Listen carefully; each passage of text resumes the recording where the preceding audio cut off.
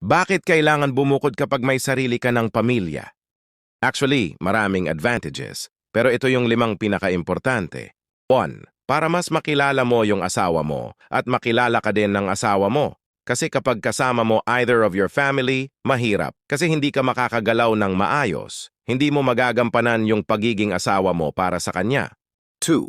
Para mas mapagsilbihan nyo ang isa't isa. 'Di ba ang sarap yung ikaw yung kikilos para pagsilbihan ng asawa mo, hindi yung paglabas mo ng kwarto or paggising nyo, may nakahanda na ng pagkain. 'Di ba mas gusto natin na tayo mismo ang magsisilbi sa mga asawa natin? Kasi kapag nakatira ka sa mga in-laws or sarili mong pamilya, hindi natin yan magagawa. 3. Para may privacy kayong mag-asawa. Mas nagagawa nyo ng malaya yung mga gusto nyong gawin. Walang sisita sa lahat ng mga desisyon nyo sa buhay. Walang taong nakatingin kapag hindi nagawa ang ibang gawain sa bahay. 4. Para ikaw lang ang reyna at hari sa loob ng bahay. Mahirap kasi kapag dalawa ang reyna at hari. For sure may problema na mabubuo, kahit sabihin natin na mababait ang mga in-laws natin. Kaya nga mas maganda ang bumukod para ma-maintain ang maayos na relasyon.